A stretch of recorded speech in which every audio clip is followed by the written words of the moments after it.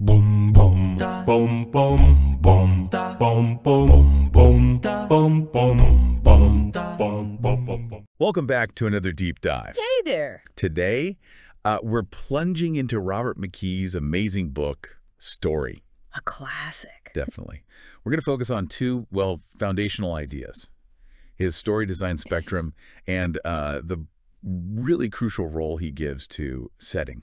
Yeah, it's fascinating stuff because McKee, he isn't just handing out tips. He's giving us this whole framework, really, a lens to understand how different kinds of stories, different structures actually work. Right. And why the world they happen in, the setting, is so much more than just wallpaper. It's like alive. Mm-hmm. We'll pull in some film examples he uses to really make it clear. But the key thing, and he really stresses this, it's not about formulas, not rigid rules. It's more about understanding these, I guess, universal forms that great stories tap into time and time again. Big blockbusters, tiny indies, doesn't matter. And that framework, it's just so broad, isn't it? I mean, you can use it to look at something like Divers. Total action flick. Yeah. And then turn around and analyze a really deep internal drama like Leaving Las Vegas. Completely different feel. Or even The Lion King. Or Groundhog Day.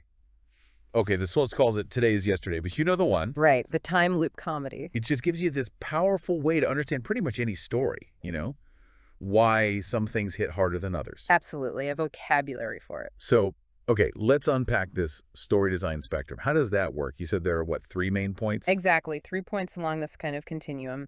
And at one end, we've got what McKee calls classic design.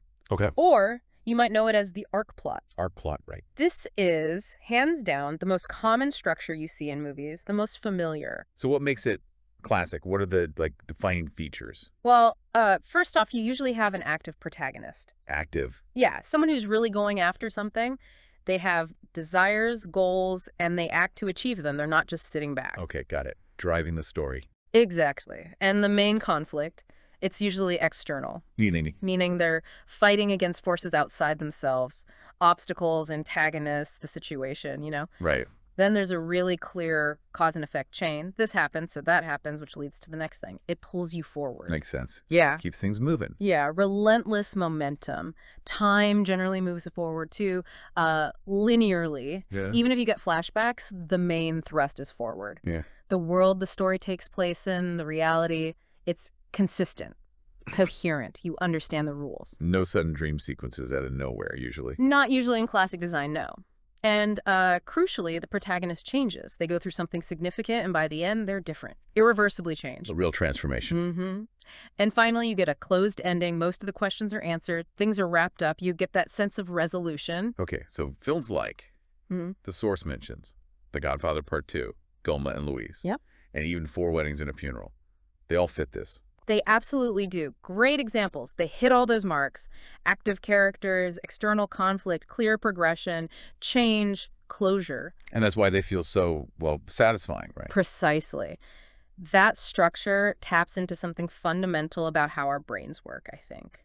We like causality. We like seeing problems resolved, beginning, middle, end. Yeah. It offers this kind of psychological comfort, which is why it totally dominates mainstream movies. But, like you hinted, being so popular, it runs the risk of feeling a bit, samey, predictable. It definitely can. If you just follow the template without bringing anything fresh, yeah, it becomes cliche. So that's where the spectrum comes in handy. Exactly. So if we move along that spectrum, we get to minimalism, or what McKee calls the mini-plot. Mini-plot. And here things shift quite a bit, actually. It's almost like the flip side of classic design in some ways. How so? What are the big differences? Is it about the characters, the plot itself? It's kind of both, really. They feed into each other. So, for instance, characters in mini-plots, often more passive. Passive, as in they don't do much. Not necessarily that they don't do anything, but they're often reacting more than acting. Events happen to them, rather than them driving all the events. Okay, reacting instead of initiating. Yeah. And their conflicts tend to be more internal. Ah, okay. So less fighting bad guys, more wrestling with their own demons. Exactly. Inner struggles, psychological stuff, emotional landscapes, that's the focus. Right. And maybe the biggest difference, the endings. They're usually open-ended. No neat bow at the end. Nope. No definitive resolution. Things are left ambiguous, maybe unresolved, which can feel very true to life, actually. Yeah, life isn't always tidy. Definitely not. Yeah. So this structure is often better at reflecting that uncertainty, those gray areas. Think about Paris, Texas. Oh, yeah. Great film. That ending is famous for being so emotionally powerful, but totally open, right? Or The Accidental Tourist.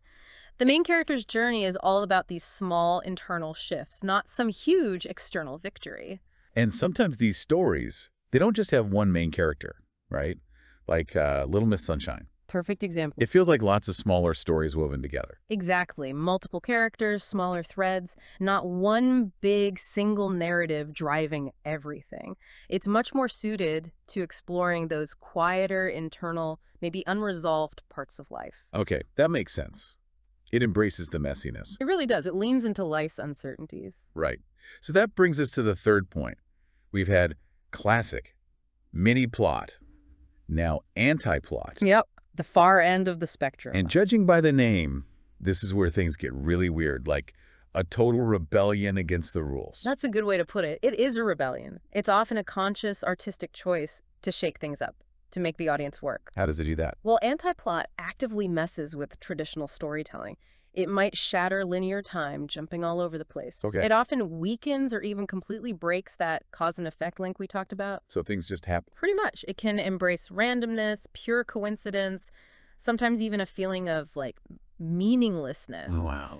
Yeah, and sometimes it goes further, questioning reality itself. It can feel a bit like absurd theater, but on film. Logic kind of goes out the window. Forget, that sounds challenging, but also potentially really interesting. Can you give some examples? I feel like I've seen films like this, but couldn't put my finger on why they felt so strange. Oh, sure. Think about something like Monty Python and the Holy Grail. Okay, yeah. Just pure absurdity, right? The narrative constantly stops and starts, breaks rules for laughs. Or a film like Last Year at Marienbad, it's famous for being confusing, dreamlike. You struggle to figure out what's real, what timeline you're even in. Right, intentionally disorienting. Exactly. Or bad timing. McKee mentions this one time gets so scrambled that the characters almost seem disconnected from their own reality. So with anti-plot, the viewer really has to do the heavy lifting. Absolutely. It demands way more active participation from you. You have to find or maybe construct your own meaning from these fragmented pieces. It's like an intellectual puzzle sometimes. Fascinating. And it really highlights how that active versus passive character thing ties into all this. Oh, totally. It's deeply linked. It's almost like a guidepost for the structure. So classic design, that favors the active hero, right? Like you said, the fugitive, Harrison Ford is always doing something, running, figuring things out. Exactly. He drives that plot forward relentlessly, makes those clear cause and effect chains work. You follow his pursuit. But then minimalism, that makes space for the passive character, like the accidental tourist again. Right. His internal world is the main stage. Or think about Lee Chandler in Manchester by the Sea. Oh, yeah. Powerful performance. He's profoundly passive in many ways, isn't he? His journey isn't about solving the tragedy. It's about grappling with it, living with it, accepting that some things can't be fixed. Yeah. His passivity really underscores that internal, unresolved feeling of the mini-plot. An anti-plot. Does that even have characters in the same way? Sometimes they can become so passive they're almost like objects pushed around by this random chaotic world. It just adds to that disorientation, emphasizes the breakdown of normal narrative. So yeah, active-passive, it's not about good or bad. It's a crucial choice for the kind of story you want to tell. Okay, that spectrum makes a lot more sense now. Classic, mini, anti. But you mentioned something else crucial, setting. Ah, yes. Setting, or Ortam, as it might be termed, McKee puts huge emphasis on this. Huge. More than just picking a location. Way more. He has this great quote, something like, creativity is actually about what you include and what you exclude. And he argues that the story's world, the time, the place, the whole environment, it can never be just some vague backdrop. It has to be specific, concrete. Deeply researched. So just saying, I don't know, the story is set in America is nowhere near enough. Not even close. It's almost meaningless on its own. He uses this brilliant example. Yeah. Imagine a divorce story. Okay, now, set it in the bayou in Louisiana versus setting it on Park Avenue in New York City. Oh, wow. Yeah. Completely different stories. Totally different. Everything changes the characters' problems, how they talk, their money worries, their social lives, the feel of their conflict. The setting shapes absolutely everything. So it's not just window dressing. It's not decor. No, absolutely not. It's like the soil the story grows in. Setting directly impacts the plot possibilities, the characters' choices, the conflicts they face, even the story's credibility. Credibility? How so? Well, if the world feels real, specific, lived in, you believe the story more. He even talks about the cliched singles bar setting. Right, we've seen that a million times. Exactly. But he says even that can feel fresh if the writer has done their homework, if they've really researched what that specific kind of bar feels like, the unique details, the atmosphere. Ah, so find the specifics within the cliche. Yes. The secret, he says again and again, is research. Deep research. Really knowing the world you're writing about. Immersing yourself until you hit this saturation point, he calls it. Saturation point. I like that. Yeah. That's when you can give the story its own unique personality, make it feel authentic. You know, thinking about specific details, making a world feel real. That opening breakfast scene in Alien just popped into my head. Oh, fantastic example, yes. It's so simple, but it tells you so much. It really does. Think about it, the messy table, right? Everyone's got their own mug, their own stuff scattered around. They're talking about money, about shares. Just normal, everyday worker gripes. Yeah, establishes them as blue collar instantly. Totally. And through those tiny, almost mundane details, you are immediately in that claustrophobic spaceship. You feel the cramped quarters, the boredom, the underlying tension between them, long before any monster shows up. It grounds it. It grounds it, exactly. Those meticulously crafted details, that specific environment, that's what gives the story its soul. It makes that spaceship crew different from any other sci-fi crew. Setting, McKee basically says, is inseparable. It's vital, not just a pretty picture. That's incredibly clear now, thank you. Okay, so, just to wrap things up a bit, McKee's story design spectrum, classic, mini, anti-plot. It gives us this amazing key, really, to unlock how different stories work, the different emotional effects they aim for. A map of possibility. Yeah, and then underpinning all of that is the setting. A well-researched, specific, detailed world isn't just nice to have. It's fundamental. It's what makes the story breathe, makes it credible, makes it resonate. And it all comes back to his main point, really. Structure is a form, right? Shape. But it's never just a formula you plug things into. Not a paint-by-numbers kit. Exactly. It's about understanding the architecture, the possibilities, so you can build something meaningful. Or, as a viewer, appreciate how it's built. So what does all this mean for you, listening in? Well, maybe something to think about next time you're watching a film or a series. Yeah. Now that you've got these ideas, classic mini anti-plot, how does recognizing that structure change how you experience the story?